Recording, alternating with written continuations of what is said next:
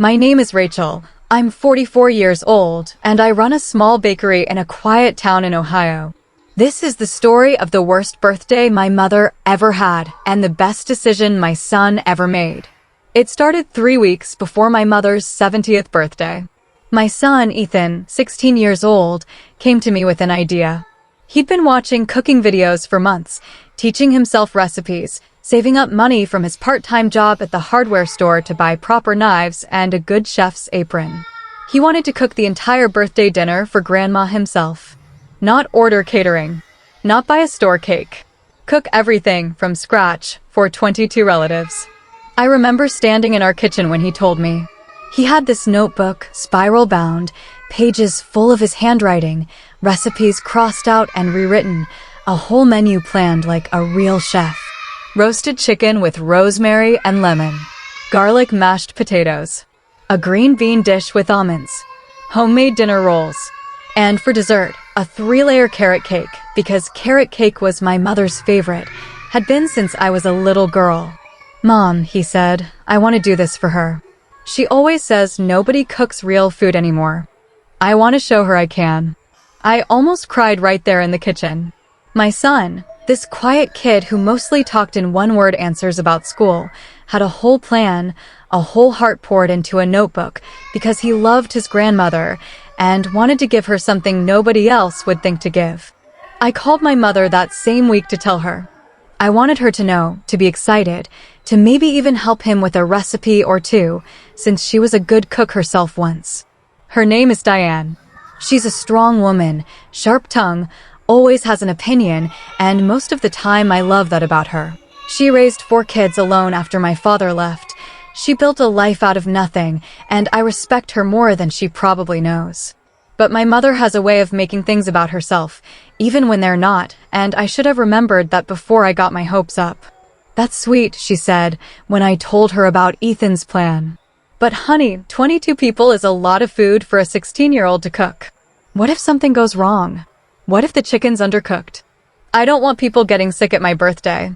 I told her Ethan had been practicing for weeks. I told her he'd already made the chicken recipe 4 times, adjusting it, timing it, using a meat thermometer like a professional.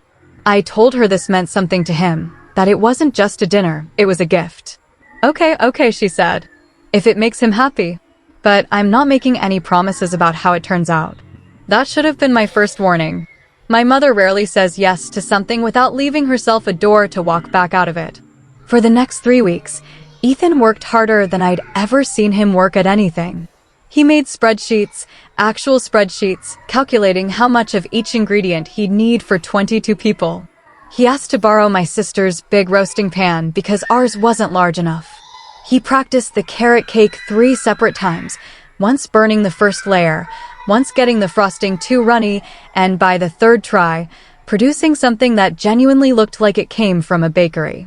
I watched him grow into this task. I watched him become someone more confident, more capable, prouder of himself than I think he'd ever been. This wasn't about impressing anyone. This was about love, expressed the only way a 16-year-old boy really knows how, through effort, through hours standing at a stove, through getting it right for someone he cared about. The day before the birthday, Ethan started cooking at 6 in the morning. I helped him grocery shop the night before, 3 overflowing carts of ingredients, nearly $400 of his own saved money spent on food for his grandmother's party. He'd taken the whole day off from any plans with friends. He didn't complain once. He hummed while he chopped vegetables. He timed the chicken like his life depended on it. By 4 in the afternoon, our kitchen looked like a real restaurant kitchen mid-service, pots on every burner, the oven working overtime, the counter lined with trays of rolls rising under clean towels, and that carrot cake, finished, frosted, decorated with little piped flowers he'd practiced for a week to get right. He was exhausted. His hands had small burns and cuts from the practice runs. But he was glowing. He kept saying, "Mom, I think it's actually good. I think Grandma's gonna love it." At 6:15, 45 minutes before we were supposed to leave for my mother's house, my phone buzzed. It was a text from my mother. Change of plans. We decided to go out to a restaurant instead. Reservations are for adults only. Sorry, no kids this time. We'll celebrate without Ethan's cooking, maybe another time. I read it twice. Then a third time. I looked up and Ethan was standing in the kitchen doorway, wiping his hands on a towel, smiling, ready to load the car with trays of food he'd spent 3 weeks preparing. He saw my face change. "What's wrong?" he asked. I didn't know what to say. I couldn't lie to him, and I couldn't soften a blow like that. Not really. I told him what the text said. I watched his face fall in real time, watched the light just drain out of it, watched him look down at the counter full of food he'd made with his own hands for a woman he loved, food that was now, apparently, not wanted. He didn't yell. He didn't cry, not in front of me anyway. He just said, quietly, "Oh, okay," and walked to his room and shut the door. I sat in my kitchen surrounded by roasted chicken and mashed potatoes and dinner rolls and a beautiful carrot cake, and I felt something in me go cold and still, the particular stillness that comes right before real anger, the kind that doesn't shout, the kind that plans. I called my mother. She picked up on the second ring, sounding cheerful, already halfway to wherever the restaurant was. "Mom, what is this text?" "Oh, honey, don't be dramatic. Your Aunt Carol suggested we just go to that new steakhouse instead, and it's for adults, they don't really do kids' menus there, and everyone agreed it'd be more relaxing than a big dinner at the house. We can do Ethan's cooking another time. He's been planning this for 3 weeks. He spent his own money. He's been up since 6 this morning." "Well, nobody asked him to do all that," she said, and there it was, the tone I knew too well. The tone that made you feel small for caring about something she'd already decided didn't matter. I appreciate the thought, but plans changed. That's life. He'll learn.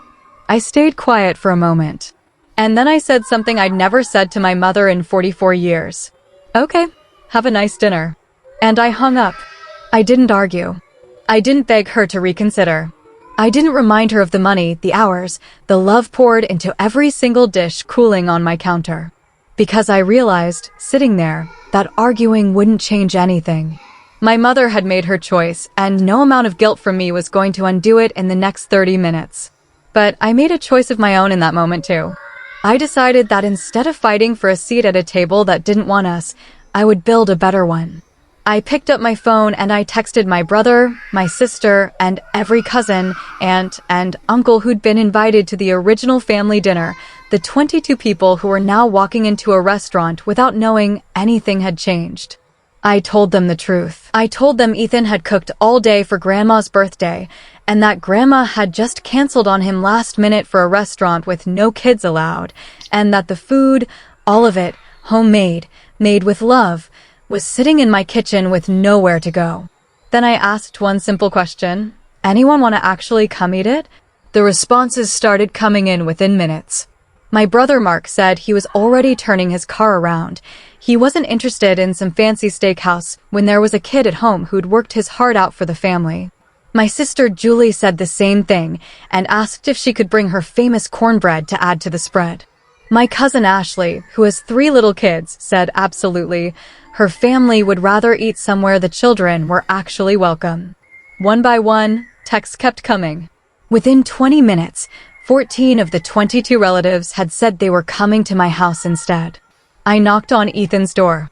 He opened it, eyes red, trying to act like he hadn't been crying, the way 16-year-old boys do. "Get the trays ready," I told him. "We've got a full house coming in about 40 minutes. He blinked. "What?" I thought. Grandma's not coming, but everyone else is.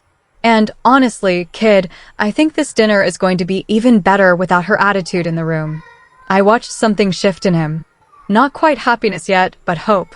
He wiped his face, squared his shoulders, and said, "Okay, let's reheat the chicken properly, not in the microwave. We'll do it in the oven low and slow so it doesn't dry out." That's when I knew he was going to be fine. Because even in the middle of being hurt, his instinct was still to make sure the food was right. For the next 40 minutes, we turned my house into a party. I pulled out the folding tables from the garage. My husband came home from his shift and immediately started setting up chairs. Ethan reheated everything with a precision that honestly impressed me, plating the chicken beautifully, garnishing the potatoes, slicing that carrot cake into perfect wedges he'd saved for last. By 7 o'clock, my house was full of laughter, full of cousins running around, full of aunts hugging Ethan and telling him how proud they were, full of the smell of rosemary, chicken, and fresh bread that he had made with his own 2 hands for people who actually wanted to be there.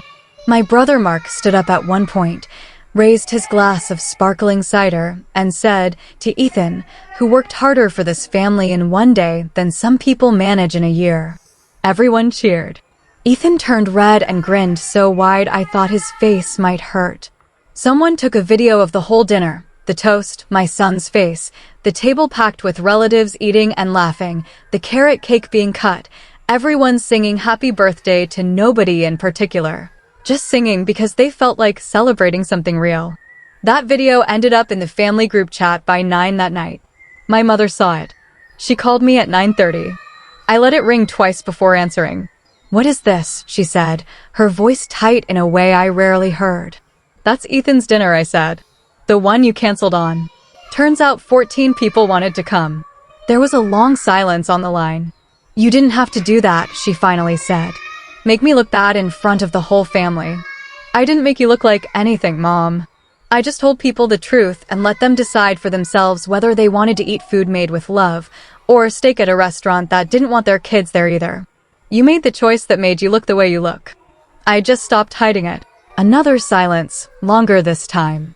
I could hear restaurant noise behind her, silverware, distant conversation, none of it sounding like a celebration anymore.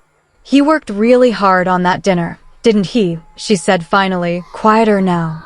"He worked harder than I've ever seen him work on anything in his life. For you. Because he loves you and wanted to give you something nobody else would think to give. And you told him, 45 minutes before dinner, that he wasn't welcome." She didn't respond right away. When she did, her voice had lost all its earlier sharpness. "I didn't think about it that way. Carol just suggested the restaurant, and it sounded easier, and I didn't think it through." "That's the problem, Mom. You never think it through when it comes to him. You think it through for everyone else." I heard her take a breath like she wanted to argue, and then just not. "Can I come by tomorrow?" "To see him. To apologize. You can ask him yourself." It's not my apology to accept. The next morning, my mother showed up at our door at 9 a.m., holding a small gift bag, looking more nervous than I'd seen her look in years. Ethan answered the door in his pajamas, sleepy-eyed, surprised to see her. "Can I come in?" she asked. He stepped aside and let her in. I stayed in the kitchen, close enough to hear, but far enough to let this be theirs. "I saw the video," she told him. "From last night. Everybody looked so happy. The food looked incredible." "Thanks," he said carefully, still guarded. "I was wrong," she said, and I could hear how much it cost her to say it, my mother who rarely, if ever, admitted fault out loud. "You worked so hard on that dinner, and I dismissed it because I wasn't thinking about what it meant to you. I was thinking about myself, about what sounded fun for me in the moment, and I didn't stop to consider that you'd spent 3 weeks planning something out of love for me. That was wrong of me, and I'm sorry." Ethan was quiet for a moment. Then he said, "I just wanted to do something nice.